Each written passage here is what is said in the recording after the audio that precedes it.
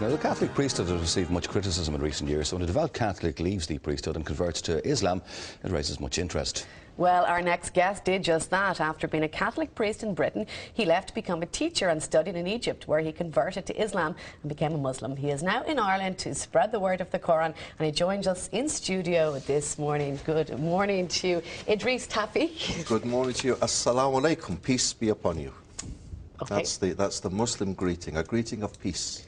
Okay, tell us a bit. You were a Catholic priest for 9 years, was it? With my training, yes.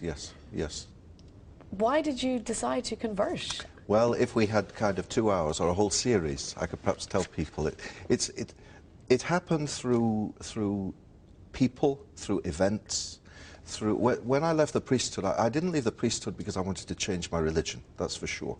I had no plan of leaving the Catholic Church, none. But when I left the priesthood, it was a big decision to make, and it was upsetting, and it left me feeling very low. And I looked for a holiday, so I needed a good holiday.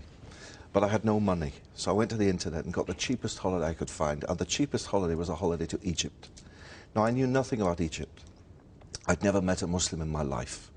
And all I knew about Muslims was what the television told me, that they chop your hands off, and that they blow themselves up, and that they hit ladies. So I went to this Muslim country not knowing what to expect, except sunshine. And I went there, and as God is my judge, that week changed my life, really, because I met Muslims for the first time and found that they weren't these sword-waving fanatics that we see on the TV, but they were good, honest people. And like Irish people, Muslim people, you know, they go out to work in the morning to put food on the table for their kids to eat. They pray. They're ordinary people with a religious dimension very much. And so, for example, I'll give you an example of one Muslim I met. I met a little boy, and I talk about him in every talk I give. And this little boy was selling bananas on the street. And he'd no shoe, just little plastic flip-flops, and a very old, tired gown, you know. And he greeted me the first morning. He said, Assalamu alaikum, peace be upon you, with a big smile on his face. And I learned each day from my hotel, walking past him, to say Zayak. Zayak in Arabic means, how are you, how are you doing? And he'd reply, Alhamdulillah, praise be to God. And that week, it touched my heart. I didn't learn much about Islam, but I learned for sure that Muslims weren't what I was being told back home. And then a long journey, of perhaps a year started, of meeting. I got a job teaching. You know, I needed work. I had no work. So I got a job in a school in London. So your holiday, you came back. I came back. You still felt strongly. Still, I still had no plan to change my religion. I was perfectly happy being Catholic.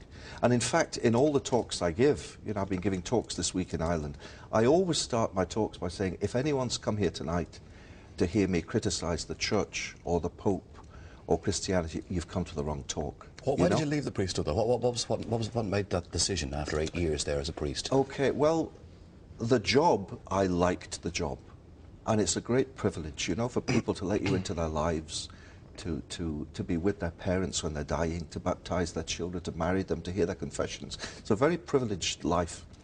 And I like to think I was good at my job, you know. The people liked me, I liked them. But my heart somehow just wasn't happy. There was something missing. And even though I really enjoyed what I was doing, I felt lonely and unhappy.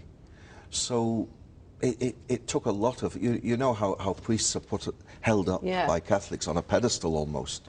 And it was a big decision to make. I told my family, and my family, of course, my family loved me, so that they were upset. But they said, well, we support you in whatever you do.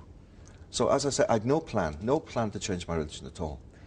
But can I tell you about the job? I got a job teaching. And in the school where I was in London, there were lots of Muslim kids. A very naughty school I was in, very naughty. They had every wrong thing you could imagine they did, but I liked it. I liked the kids, and they liked me, and I was teaching them about religions. All my life I taught, as a De La Salle brother, I taught about the Catholic faith. Well, for the first time I was in a state school teaching about Islam, Judaism, all the religions. Well, I didn't know much about them, so every night I had to get the books out and read, you know. And the more I read, and the more I read, and the more I liked what I read about Islam. And the kids in school were having their effect on me. Ramadan came, you know, the holy month of Ramadan, of fasting. And they came to me and they said, sir, it's Ramadan and we've got nowhere to pray. and your room is the only room in the school with a carpet.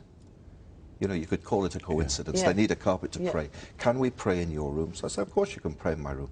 So but I said, but I have to ask the headmaster first. So I went to the head and I said, these boys, Muslim boys, would like to pray in my classroom. Is it okay? He said, fine, but you have to sit at the back, because knowing these kids, they could steal the carpet. You know? So I sat at the back for the whole month of Ramadan. And for the first few days, I just marked my books and prepared my lessons and paid no attention. Then as the days went by, I'd look at, oh, they're doing this now. Oh, they're doing this now. And I secretly went to the internet and I learnt the prayers in Arabic they were saying. It was a slow process. Very slow process. And it is a lovely religion, and there is a lot of peace, and there is a lot of love espoused. Yeah. But how do you reconcile and equate that with the fact that there are hundreds of thousands of fundamentalists who go to the other extreme, and there is no give and take? It is do it our way, or we'll kill you. Okay, well, the way I'd answer that would be that this island of Ireland is no stranger to extremism and fanaticism done in the name of so-called religion. And the things that happened in the north in this island bore no relation to the message of Christianity, of love and peace. Well, in the same way, things are happening in the world. You know, the other day there was a thing on the TV, and it said that this young girl, this Christian girl in Afghanistan, had been killed because she's Christian. And when I saw it, I was sad. I wasn't angry, I was sad, and thought, what a shame that people misunderstand so much. And what a shame that people watching this think, here we go again, Islam and Muslims. If you want to meet real Muslims, come with me to my house, to my home in Alexandria, to my building. On the ground floor, you'll meet Ahmed and his wife and kids. On the next floor, Mahmoud and his wife and kids. On the next floor, Sharif. Ordinary people who pray, no hand grenade in their pockets, you know, no suicide belt. Yeah. It is very much a religion of peace, but unfortunately, people who shout loudest get hurt, make news. That makes news. A little old lady teaching her granddaughter how to recite the Quran doesn't make the news. What type of reaction do you get, though, from Irish people? I mean, you give speeches in Ireland. What type of reaction do you get? I mean, I've had a lovely reaction this week. Do you know? Can I mention Jerry Ryan's show? Last Friday, I was on the Jerry Ryan show, and a lady phoned in, and she said, "I'd like to ask a question." She said, "Has Idris Tawfiq come to Ireland to convert the whole of Ireland to Islam?" And I said, "My dear, I haven't come here to convert anyone to anything. I've come for two reasons. One, I've come to encourage the Muslim community to be good Muslims. And two, I've come to encourage tolerance and dialogue and understanding between Muslims and those who aren't." So after that radio show, the first thing I did after praying at Clonskeagh Mosque was we went and we met the Anglican Archbishop of Dublin to say, "Assalamu alaikum to you, sir. Christians and Muslims are friends. We have so much in common. We want to work together as people of faith." While I've been here, I've met the mayors of the Lord Mayor of Dublin, the Lord Mayor of Cork. He gave me this little lapel pin, which I promised to wear for the show today in Cork City. The Mayor of Limerick, the Mayor of Galway yesterday. And telling them, through meeting them, telling them that Muslims in Ireland want to be part of this Irish society they live in. And hopefully it'll work, and hopefully everyone will assimilate, and society can come together. Inshallah, as we say, God willing. Thank you very much, Idris. Pleasure meeting you this morning. Thank you very much indeed.